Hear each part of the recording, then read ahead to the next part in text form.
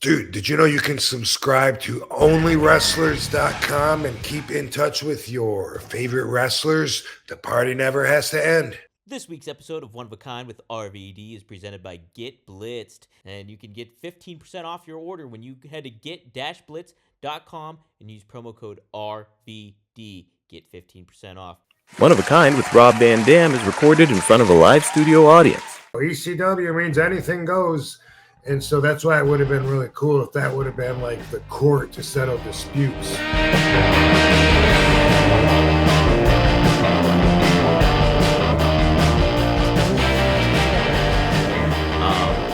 Rob, last week we kind of touched upon WWE, the ECW version, the WWE version of ECW, and I thought it was a really, really cool concept that you came up with. That you were like, oh, it could have been eventually, if they kept with the trend that it was, that it could have been a settling ground for wrestlers too, where it's just like if they're on the SmackDown brand or the Raw brand, they'll be like, hey, let's settle the score down in ECW and make it happen. But I guess I kind of wanted to follow up with it too in regards to how it was kind of neat. And you mentioned this too last week, was that they were incorporating some wrestlers that were like outside of the ECW realm, from like a Hardcore Holly and stuff like that, that kind of fit in that vibe and that mode. And then the Kurt Angle with the mouth guard and the intensity kind of stuff. And it would have been neat to see it kind of go from that thing. And then I co-hosted with Blue Meanie this past week. I tagged in for his co-host this week. And he happened to mention too how he thought maybe ECW would have evolved into what if the original ECW. I'll clarify, the original ECW might have evolved into what ROH kind of became later on, to kind of adapt to the time period where it was like, you know, more so the wrestling style and certain things like that. Could you have foreseen something like that maybe with ECW if like the financials all lined up and everything kind of became more of a television success for the original ECW?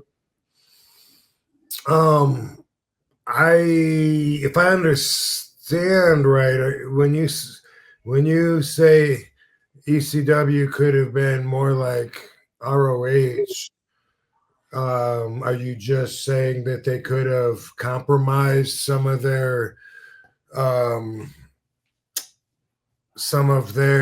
unacceptable values to meet halfway with as a wrestling promotion on TV? Yeah, kind of in a way, kind of like to maybe be more marketable for mainstream, I guess, like so that to be a more viable kind of product in certain ways. Would you think that would be an appropriate route for it to take, or do you think it could have kind of survived a little bit longer the way it was doing, the way you guys did it? You know, does that make sense? Yeah, I mean, I can see it now. I hadn't thought of it before working. We would have hated all the compromise, because what made ECW so special was the very magic that they were taking away by adding rules. You know, so at first they said, Jerry used to say every show, ECW means anything goes. And so that's why it would have been really cool if that would have been like the court to settle disputes. Yeah. And when I first found out that they were, and it's, you know, like you mentioned Bob Holly, and, you know, some of those guys were great ECW wrestlers. They weren't in the original, but Paul knew that they would be very good, have what it took.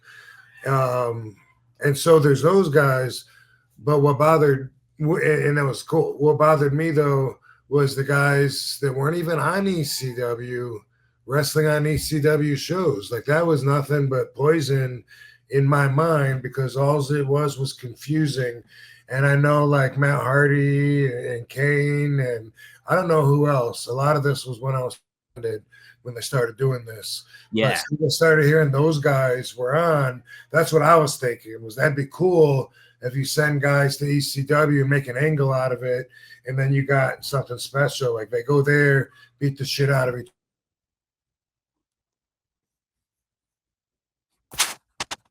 Uh-oh. I think Rob froze. Whoa, I thought you froze. Oh, maybe. I don't know. Which one of us froze, gang? You tell us in the chat. Well, we're both back, so okay. But you would talk about selling the score. You were saying how, like, getting those guys from outside WWE or from the WWE realm coming into ECW to sell scores. And that would have been cool if you let the angle build to a point where they wanted to fight with where anything goes, and then fight with chairs, weapons, fight in the crowd, get bloody. That would have been really cool, and it would have built ECW up based on its own natural foundation. So since they didn't do that, and instead polluted the waters by continuing to have non-ECW wrestlers on the show, I mean, it didn't make sense. These guys are not ECW. Why do you have them on?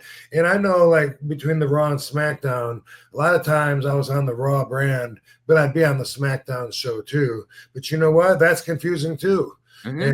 And they would do that, but then they did that with ECW too. And this is a new brand that we're trying to distinguish. And then for you to all of a sudden go from ECW means anything goes to meaning you got one Extreme Rules match per night, and then you're gonna the talent pool is gonna be a who's who in the business that's not even in ECW. It was, that's where you start approaching that conversation of was it destined to fail? Did they intentionally want it to fail? Yeah. And like that's the thing too, is like it was so confusing, and it just became like a third brand that was the same of SmackDown and of Raw, where it's just like there was no delineation of it. And like that was an ongoing problem with like, hey, okay, you have a draft, you do the WWE draft and whatever, and then there's still that crossover that happens and there's no distinguishing. It was very confusing, and I think it hurt the ECW brand. And plus you'd bring in wrestlers, that were just outside of it, and okay, they're wrestling the same style that you would see on SmackDown or Raw or everything like that. And I thought it was neat that they would incorporate new guys, like they would introduce them in ECW as rookies and stuff like that. But I would have loved to see it make a little bit more sense. Like somebody like CM Punk getting introduced into ECW made sense if you wanted to build him up and kind of had him, get into that vibe or something like that. But it's just like they did it a little too weird, and it just didn't feel significant, I understand he went straight to locker room leader. That's what, you were saying. Yeah. Straight to he got drafted as a locker room leader for that. Yeah. So no, but I thought that was an interesting conversation. I did think ECW at the beginning had a lot of promise and stuff like that. That for the WWE aspect of it. And I was like, ooh, okay, there's might be something here. And it's a shame it didn't kind of work out. Meanie mentioned too, and maybe you said this too, I can't remember, but the ECW zombie was originally supposed to be an alien, but Sci-Fi said, well, no, an alien would shoot somebody with laser beams or something like that, and then they changed it to a zombie. Did you hear that story? I knew it was supposed to be a Martian, and they changed it to a zombie. I didn't hear anything about lasers. Uh-huh. I heard this through Paul when we were having daily conversations about they want to do 7 really stupid things. Yeah.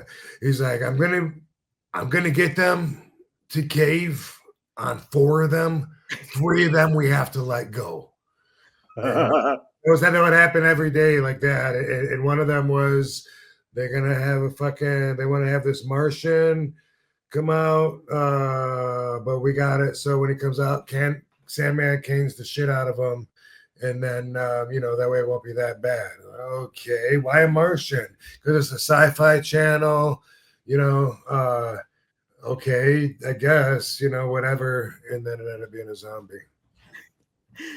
Meanie said too that he would see the guy that played the zombie on like the independent scene or at conventions or something like that, and he would be apologizing for what happened. He's like, dude, it's a payday. You don't got to apologize. Right.